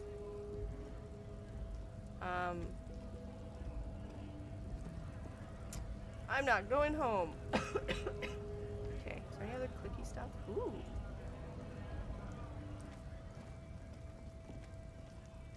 A lorry stuck in the traffic jam. This big, heavy Grad-made machine is well kept for such an old machine. Lorry? What's a lorry? Look in the window. The windows are clear. They've been recently washed. You can see a lorryman's cabin with personal belongings, stickers, insignia. One. What kind of stickers and insignia? The driver has adorned his space with a substantial collection of peculiar paraphernalia. Proclamations about honor, strength, and purity are glued to various panels. What? A large metal pendant hangs from the rear view mirror. The pendant features a sun crowned with wavy rays. Ooh. It is the seal of Royalist era Revachol. Okay. What about the back seat? The back end of the cabin has a small perch to sleep, large ashtrays. There are several suns and wheels sewn into the curtains. Okay. A book with ragged edges catches your notice. The front cover features a large, muscular man. The title reads, Man from Eamdal in the Lost City of the Pygmies. Racist nationalist paraphernalia. Not unusual in this part of town. He grits his teeth. This is our guy.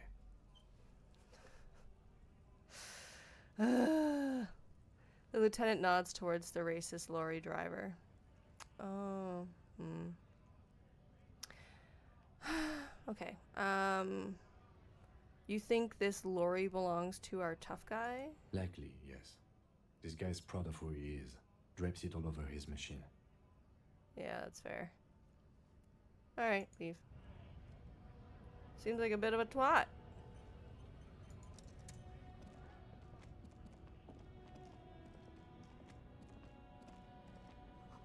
A foreign car kept in good condition. Hey.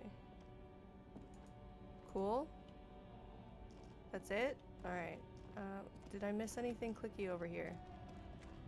Any peoples? Any things? I don't know if you guys notice, I like to be thorough. Not a 100%er, but I'm a curious little cat. How about some work? No clickies? No, nothing? Nothing? Okay. We'll get back to the whole, like, trying to die getting past the muscly guy. There's clearly, like, 1,000 different paths in this game. And it takes time to get to them. A Stars Ryko, one of the finest Zhimsk-made motor carriages ever. An oldie, but a goldie. Okay. 1, who drives these? 2, that's cool, but I have police things to do. No. Who drives these? Not many people outside of Grad, and Revachol West too, it appears. 1, hey Kim, check this out. Estache Raiko KK2. That's a classic model. Never thought I'd see another one repainted after what happened last time. Hold on, maybe I can impress him. Do I know what happened last time? What happened last time, Kim? I don't need to impress him. An old case for my precinct. A couple of Jim's migrants saw a Stage Raiko stopped in the street, painted just like this, muddy brown. Murdered the driver on the spot. Oh shit, that's not good. They said it was an honor killing, Hussar style. The Jim's community protested the trial, flying the banners of some old king or whatever. 5,000 came to protest. Dang. Ooh. Correction. 4,395. The 4th largest public protest of a criminal trial in Revachol. 1, hate to correct you, Kim, but only... we're at that protest. Yeah, we're not going to do that. 2, who are the Zimsk Zimsk... I can English.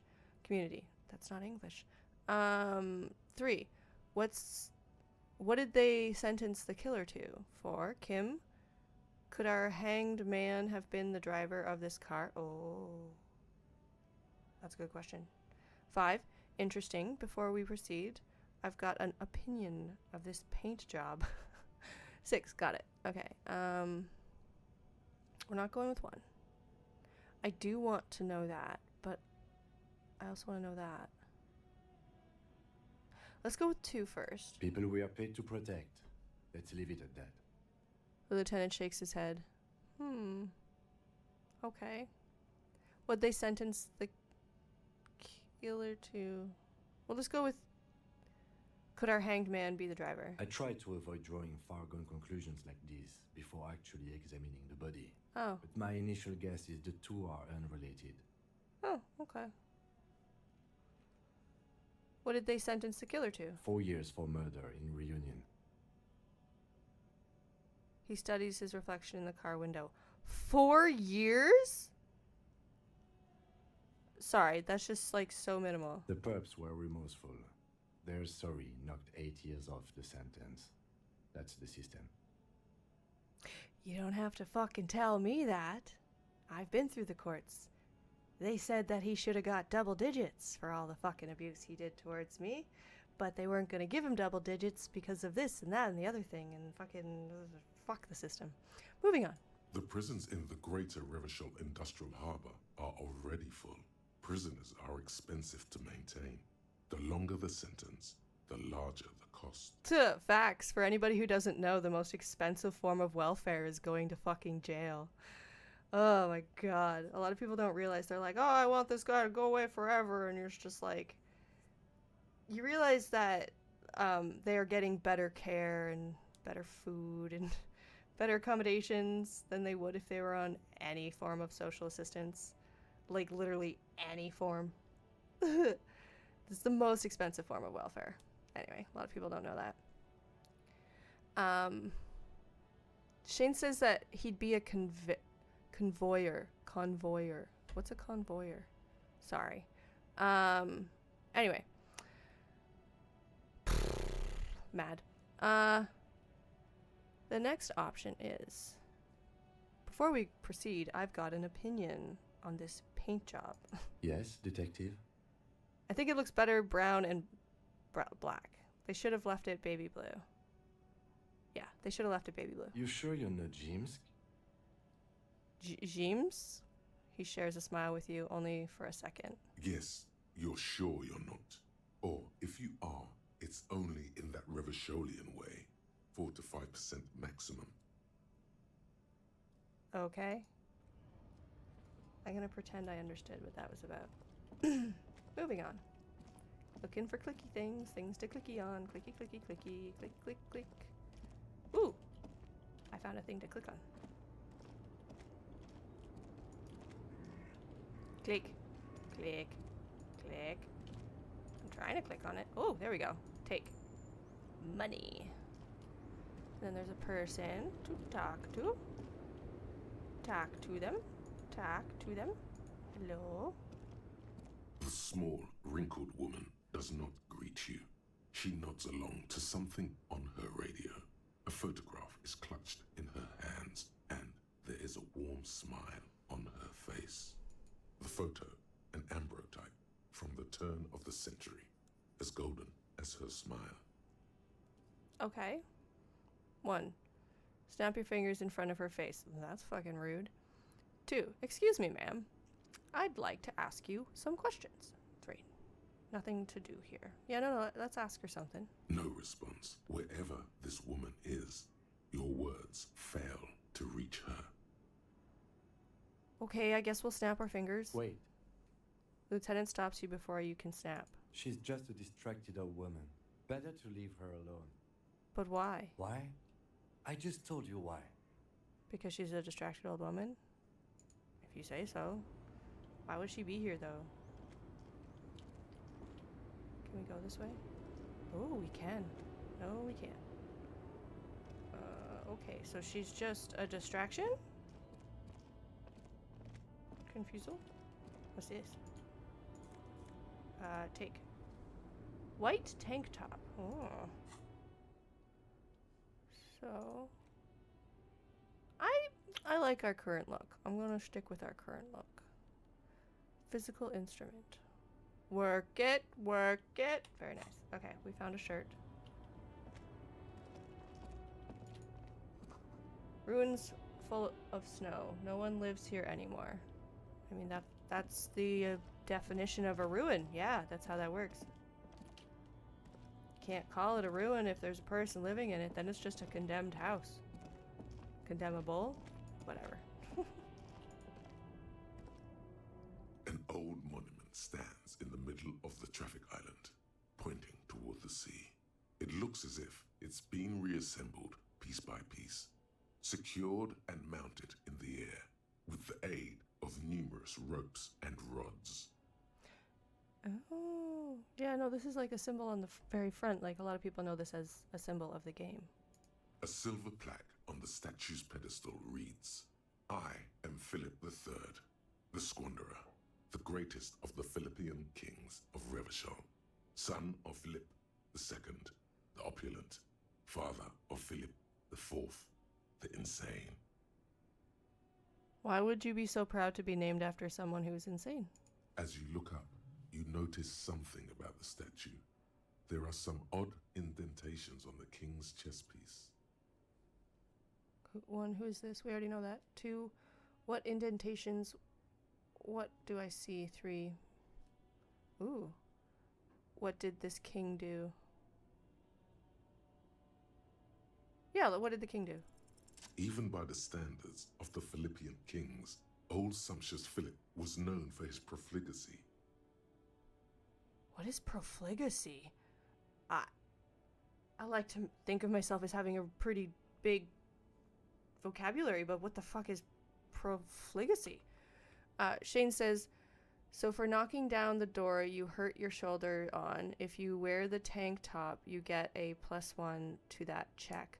Oh, that makes no sense. But okay, so the tank top means I can maybe knock the door down. I'm just looking up, because I got what is profligacy?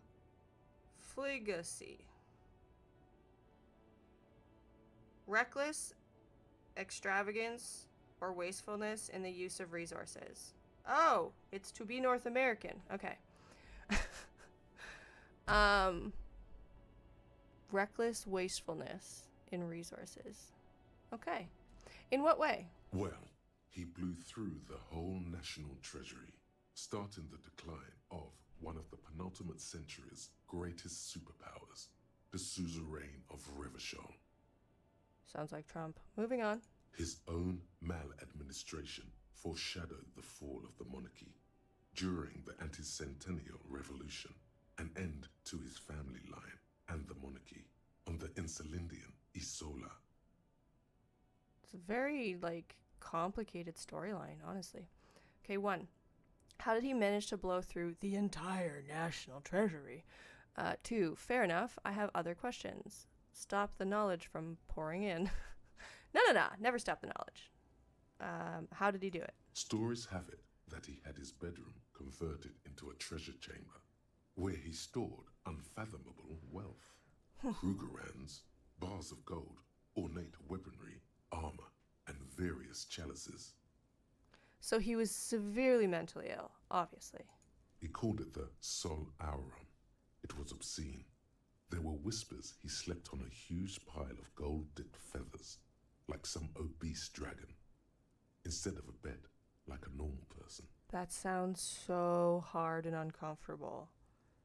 Gold is, well, I guess it's not the hardest substance, but it's not fucking feathers. Gold-dipped feathers. What's the point in the feather if you dipped it in gold? That just makes it as hard as gold. Anyway, moving on. 1. I would like to sleep on gold, hustler style. No, I just pointed out that's stupid. 2. The king is the king and he can do anything. 3. Wait, really? There's no way that's true. And 4. A deplorable farce. No wonder everything went to shit. I'm with 4. But wait, you haven't even heard about his fabled cocaine addiction. How familiar. The what now? You see, old Philippe wasn't just good at squandering the national treasury on gold and ceremonial weaponry. He was also a prodigious snorter of nose candy. Oh dear. That's an expensive habit, I hear. Okay, 1. Okay, what is nose candy? Okay, I guess they had to add that option for people who aren't street savvy. It's not even that. You don't even have to be street savvy to know that. Anyways, moving on. It's obviously cocaine. 2. This is a lot to process. 3. So he was addicted to nose candy. A bloated druggie. I mean, are we one to talk? 4. Okay, where is he buried now? Why? Because we want to, drain his drains of the cocaine? That's hilarious. Let's go with 3. That's what the revolutionaries said 150 years later. Right before they emptied out the royal mausoleum and dumped His Majesty's mortal remains in the Insulindian Bay. Insulindian Bay. So he's beneath the cold waters of the Insulindian Bay, thrown there by the revolutionaries after they cleaned out the royal mausoleum. As you just said. Okay. So, right. What happened to the statue?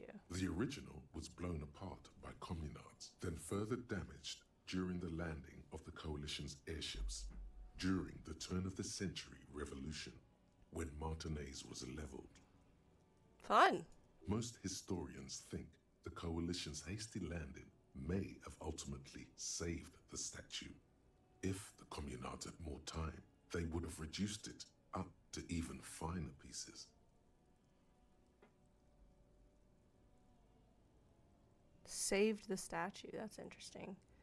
We restored the monument?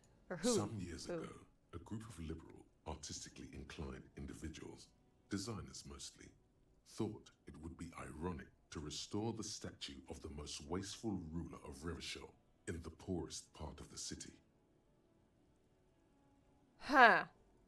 The statue is supposed to capture the moment it was blown apart, like an instant frozen in time, a rare butterfly trapped in amber, floating on a sea of shit.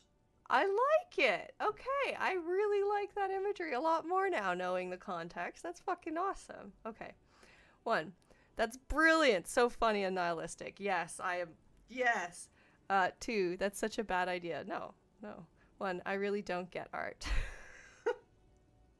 Nah, man, that's fucking brilliant. People in Martinez tend to disagree, as do many prominent art critics and thought leaders. with more nuanced social awareness than the young ironists. There's still a beauty in the irony of it. I mean, you're just offended. Get over your personal offense. Move on. Those critics might have it wrong, though. There's more to it than just ironism. But you can't say what precisely. Perhaps this art mystery will be solved at a later time. Hint, hint, nudge, nudge. Philip III, the Squanderer, however, with his bronze face up in the air, doesn't seem concerned about what the hoi polloi think of him in death. I mean, yeah, that's how that works. Not that he ever did in life either. Exactly, yeah. What about the indentations, though? Something with great kinetic energy seems to have impacted the cuirass, around where the heart is. A bullet? Bullet? Mm. Someone shot him in the heart. Interesting. Indeed. 1. Lieutenant, has someone shot the king? Points to the indentations. Okay, I can't see it, but I take your word for it. He cleans his glasses before looking up. What do you think? Well, Martinez is riddled with bullet holes. This place saw a lot of action during the revolution. But the statue is recently renovated, so maybe a joke? Target practice or a political statement? Am I seeing that it's starting to rain environmentally? That's interesting. Okay, so 1. Yes, a practical joke. 2. Target practice. 3. Political. It's a king, and he's shot. 4. None of the above. Maybe it's connected to the murder. I think it's 3. Why not? He What shrugs. this shows us is guns aren't too uncommon here, and people still shoot them, sometimes at kings. He takes a note in his notebook. The king stands high above you, surveying the bay, mute and indifferent to your sightings. Okay, I guess that's it. Leave. That's interesting. Okay, I'm gonna do this one last thing, and then we will finish up for today. A bold slogan. Human ox covers the truck. Okay. Cool. Alright. It looks like this is like... Is it a dead end, or is there a way to go over here? No, right. We were already... And that's the chick. Okay, so this is a dead end. Alrighty. So, I feel like I made a good choice, because I like to, like, finish off things, clean that up, move over here, which is what I just did. So, going to finish that up and save the game, and quiet that because we need a little less noise. So yeah, anyways, thank you guys so much again for joining me. I realized this episode was a little bit less exciting. I am admittedly dealing with a bit of depression, but hey, functional depression still managed to come out. Yeah, hopefully the story starts picking up. I think the next episode, I will be going up the stairs to see if I can get past the big muscly guy. Probably gonna die, so that'll be fun. But in the meantime, I continue to learn. Shane continues to help me along in my journey of figuring out the game. And more than anything, I'm really enjoying all the opportunities to just bip off with political commentary. So I hope you're enjoying that in that regard. As noted at the beginning, I'm going to be changing the stream day. So I'm going to be switching to Mondays, but not immediately tomorrow, because that's just a little too fast of a turnaround for me. I'm a busy person with a lot of ambition and not enough time. So the next stream will be February 17th. And I'm going to move it ahead just one more hour because it's a weekday. So I just, I figure a lot of people will be at work at 3.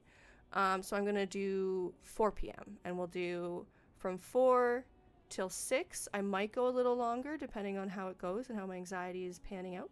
But either way, thank you again so much for joining me. Really appreciate it.